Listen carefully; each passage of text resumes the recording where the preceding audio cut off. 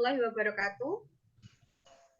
Perkenalkan, kami dari kelompok PPL di SMP Negeri 1 Yogyakarta akan mempresentasikan hasil diskusi dari kelompok kami tentang pameran proses pembelajaran yang kami lakukan di SMP Negeri 1 Yogyakarta.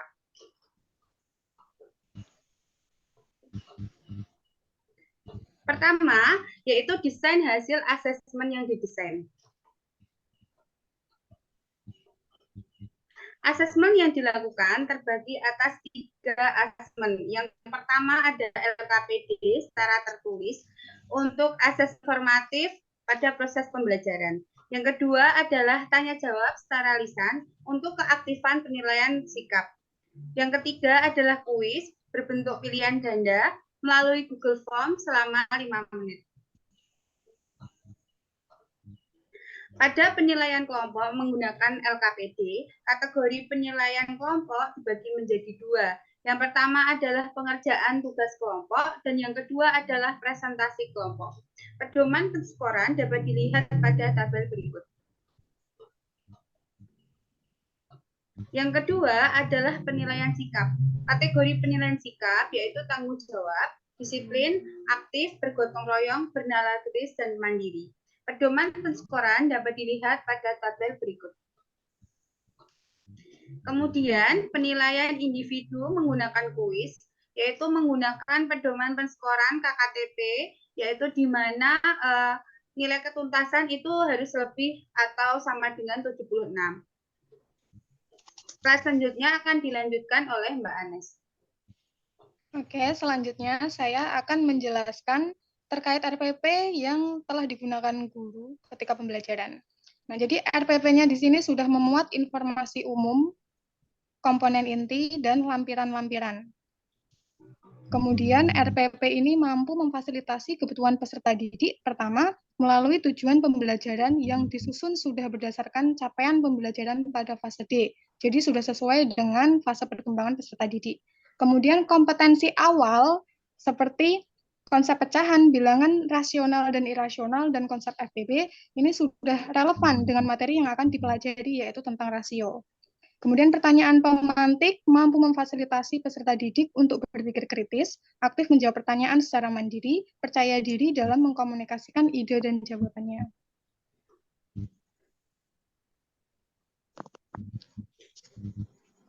Oke, selanjutnya di dalam RPP juga telah memuat motivasi dalam bentuk video, di mana motivasi ini mampu membangun pemahaman bermakna dalam diri peserta didik karena bersifat esensial dan kontekstual.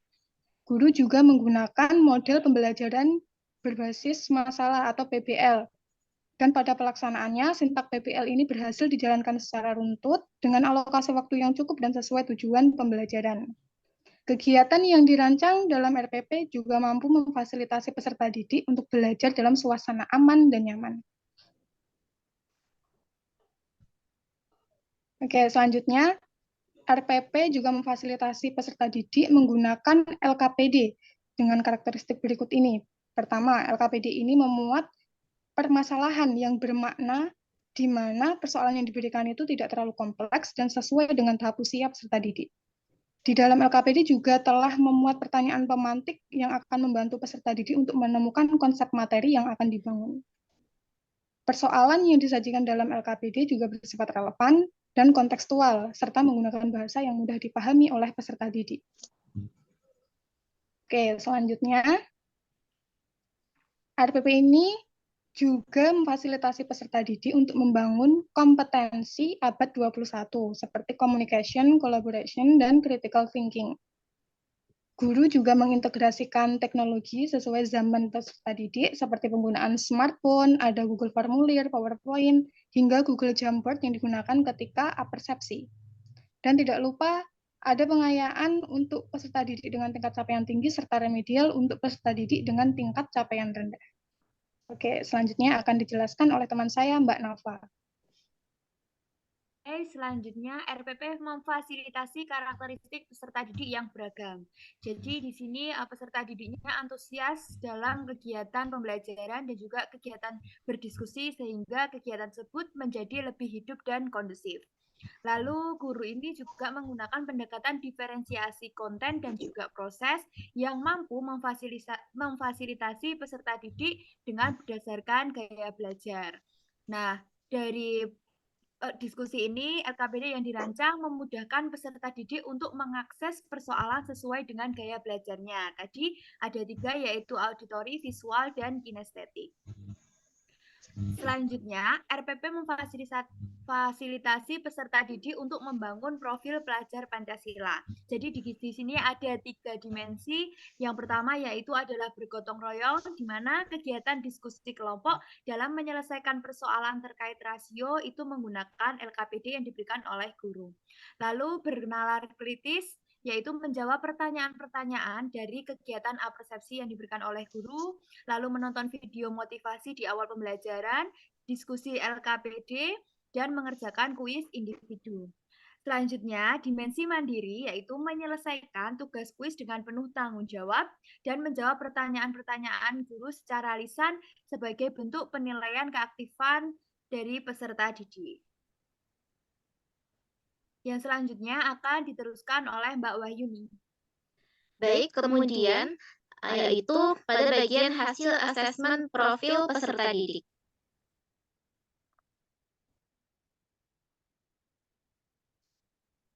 Pada bagian yang pertama ini, yaitu AGCU, sebagai panduan utama dalam kami melakukan pengelompokan peserta didik. AGCU merupakan singkatan dari Assessment General Check-up. Nah, di mana berdasarkan hasil AGCU ini, di dalamnya terdapat data hasil gaya belajar peserta didik, kemudian nilai dari matematika, kemudian bahasa Indonesia, maupun IPA. Nah, kemudian kalau dilihat dari berdasarkan data gaya belajarnya, mayoritas kecenderungan peserta didik itu memiliki gaya belajar kinestetik.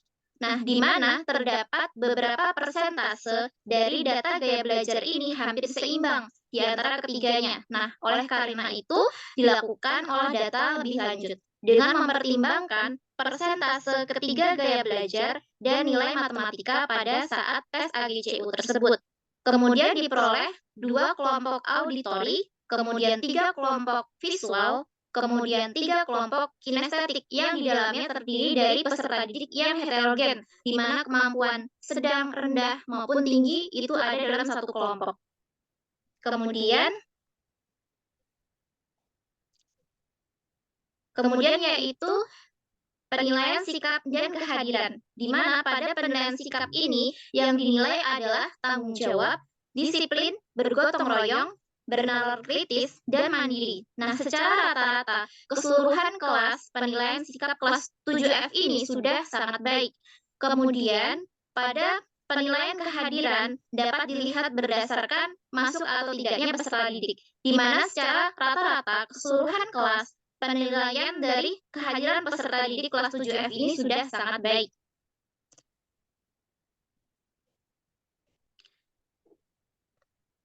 Kemudian akan dilanjutkan oleh Mbak Anggi.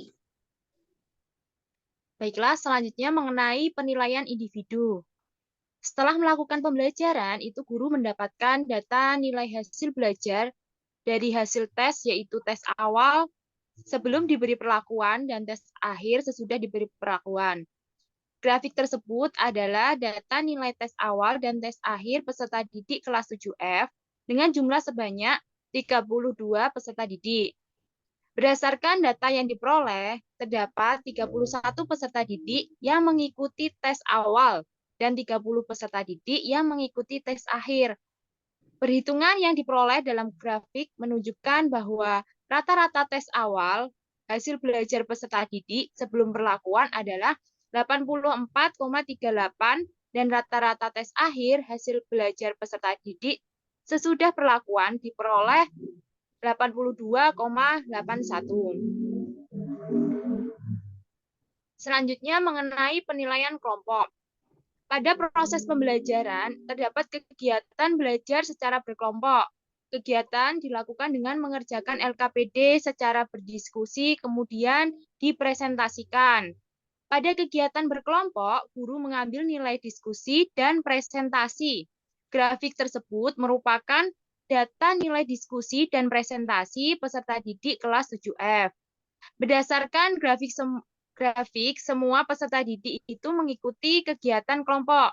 Dari nilai diskusi diperoleh rata-rata 91,88, sedangkan nilai presentasi diperoleh nilai rata-rata 88,75. Selanjutnya.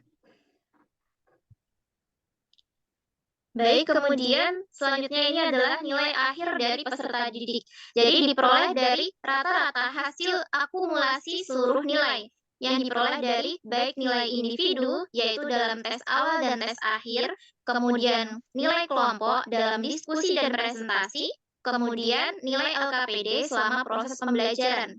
Nah, jadi berdasarkan olah data dalam satu kelas diperoleh nilai maksimal dari kelas 7F ini adalah 96,95. Kemudian nilai minimalnya adalah 47,25 dengan rata-rata kelas 7F ini adalah 88,20. Di mana ketuntasan belajarnya dari kelas 7F ini sebanyak 94% peserta didik tidak. Mohon maaf, untuk 94% peserta didik ini adalah tuntas, sedangkan yang 66%-nya adalah tidak tuntas.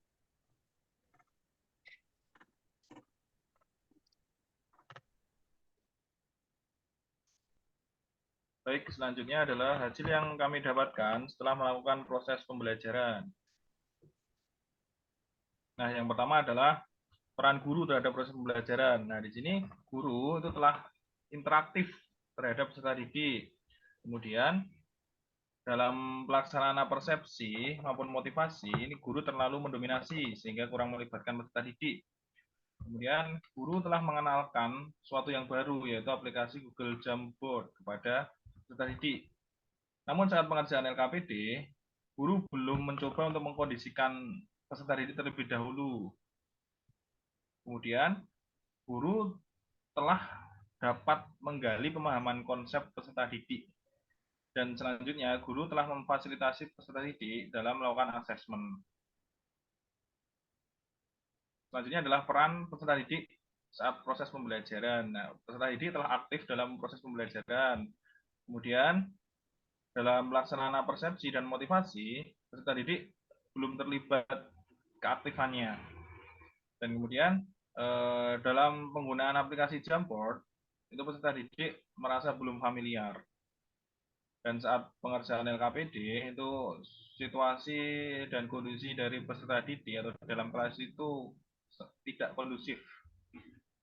Lalu kemudian peserta didik dapat menggali pemahaman konsepnya sendiri, dan mayoritas dari peserta didik itu dapat mencapai tujuan pembelajaran. Nah, selanjutnya hasil dari proses pembelajaran dan asesmen itu yang pertama yaitu guru dan peserta didik itu dapat terlibat aktif dan interaktif. Dan proses pembelajaran telah dilaksanakan secara runtut dan sistematis. Kemudian, peserta didik mampu menjelaskan konsep dengan bahasanya sendiri.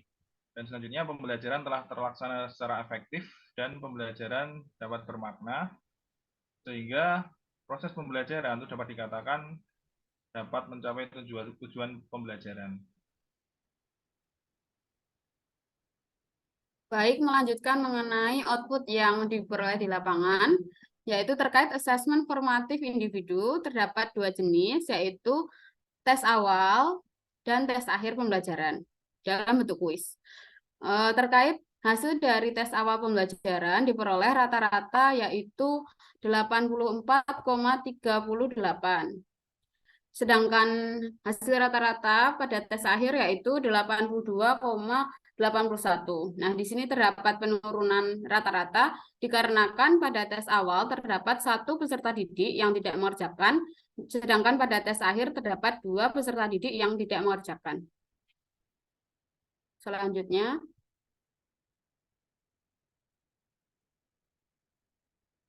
nah, mengenai asesmen formatif kelompok. Nah, di sini yang dinilai yaitu pengerjaan LKPD, kegiatan diskusi, dan kegiatan presentasi. Terkait pengerjaan LKPD diperoleh rata-rata yaitu 94,28. Kemudian untuk kegiatan diskusi diperoleh rata-rata penilaian kelompok yaitu 91,88. Sedangkan untuk kegiatan presentasi diperoleh rata-rata sebesar 88,75. Selanjutnya, mengenai persentase jenis gaya belajar peserta didik di kelas 7F. Di sini terdapat 3 jenis, yaitu visual, auditori, dan kinestetik. Untuk gaya belajar visual terdapat persentasenya yaitu 37%. Kemudian untuk gaya belajar auditori diperoleh persentase yaitu 25%. Dan untuk gaya belajar kinestetik diperoleh persentase 38%. Dengan rincian, sebanyak 12 peserta didik memiliki gaya belajar visual, 8 peserta didik memiliki gaya belajar auditori, dan 12 peserta didik memiliki gaya belajar kinestetik. Selanjutnya, mengenai persentase ketuntasan nilai dari KKTP. Di sini KKTP yang ditetapkan yaitu sebesar 76. Nah, diperoleh hasil akhirnya yaitu sebanyak 94% peserta didik kelas 7F dinyatakan tuntas. Dan sebanyak 6% peserta didik dinyatakan tidak tuntas. Dengan rincian, terdapat 30 peserta didik tuntas dan 2 peserta didik tidak tuntas. Selanjutnya, persentase aspek penilaian sikap. Di sini terbagi 3 aspek penilaian, yaitu yang pertama, sebanyak 88% itu berpredikat A dengan rincian 28 peserta didik, sedangkan 9% dengan berpredikat B itu dengan rincian 3 peserta didik dan 3% mendapat predikat C, yaitu dengan rincian 1 peserta didik. Dan selanjutnya yaitu persentase kehadiran peserta didik sebanyak 97 peserta didik itu mendapatkan A dengan rincian 31 peserta didik dan 3% itu berpredikat B dengan peserta didiknya bertotal 1. Next. Selanjutnya interpretasi asesmen secara keseluruhan yaitu terbagi menjadi 3 aspek. Yang pertama yaitu ketuntasan belajar. Ketuntasan belajar ditentukan berdasarkan hasil akhir nilai yang diperoleh dan berada di atas KKTP yang telah ditentukan. Itu yang selanjutnya yaitu sikap. Sikap utama yang dikembangkan dalam pembelajaran berfungsi untuk membentuk karakter peserta didik sesuai profil pelajar Pancasila. Dan yang terakhir yaitu individu, kelompok. Kegiatan diskusi dilakukan secara berkelompok untuk mengembangkan kemampuan interpersonal peserta didik dalam berkomunikasi dan berpendapat, sehingga menjadi pribadi yang berani dan kritis sesuai dengan kemampuan 4C abad 21. Sekian presentasi dari kelompok kami. Mohon maaf bila terdapat kesalahan dalam menjelaskan presentasi. Terima kasih. Wassalamualaikum warahmatullahi wabarakatuh.